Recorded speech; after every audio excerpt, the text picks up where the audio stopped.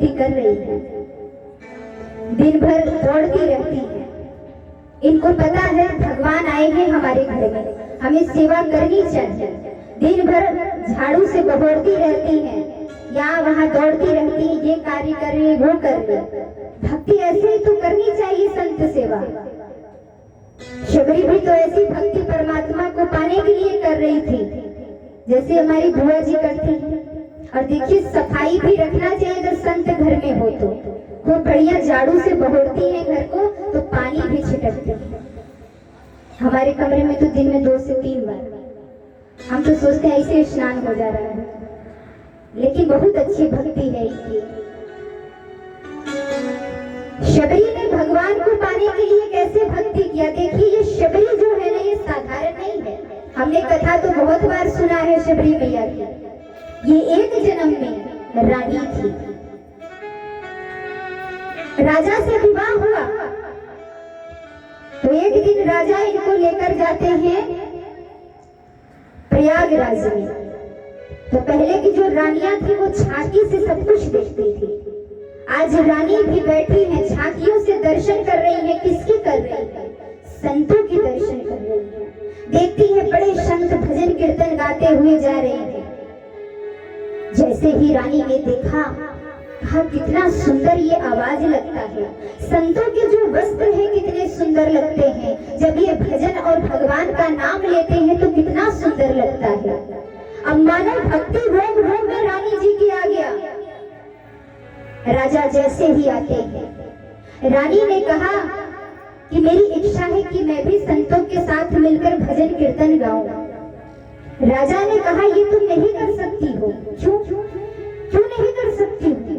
राजा ने कहा तुम कोई साधारण नहीं हो, अरे तुम एक राजा की पत्नी हो और ये सब करते हो तुम्हें शोभा नहीं देता। ये बात जब रानी ने सुना तो बड़ा कष्ट हुआ, बड़ा दुख हुआ। रानी सोचती है जिसमें भक्ति ना ले सके, हम भगवान का नाम ना ले सके, ऐसी जिंदगी मिलने का क्या मतलब है। अब पूरी रात रानी को नींद नहीं आई। वो विचार कर लेती है अगर एक रानी होने पर हम भगवान का नाम नहीं ले सकते तो शरीर का मिट जाना ही बहुत है। दौड़ कर जाती है, गंगा यमुना सरस्वती की मध्य बीच में खड़ी हो जाती है और भगवान से प्रार्थना करती है कि आज मैं अपने शरीर को त्याग दूंगी, लेकिन हाँ मुझे अब जन्म देना है परमात्मा, तो मुझे किसी राजा की पत्नी मत बनाना, मुझे किसी अमीर घर में जन्म मत देना, किसी धनवान घर में मेरा जन्म ना हो, किसी साधारण घर में मेरा जन्म हो, किसी गरीब घर में मुझे जन्म देना।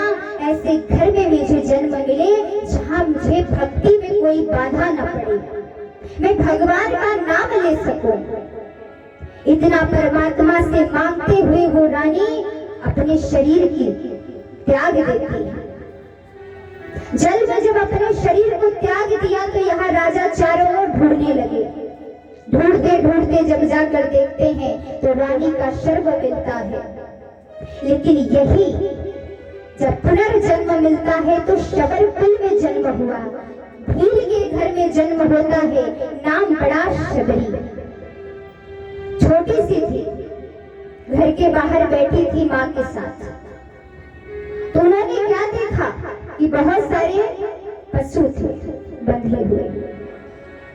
तो अपनी माँ से कहती है कि माँ ना जाने क्यों जब मैं ये चिड़िया की चहक सुनती हूँ ना तो मुझे लगता है कि मानो ये मुझसे कुछ कह रहे हैं, ऐसा लगता है कि ये मुझसे कुछ बातें कर रहे हैं।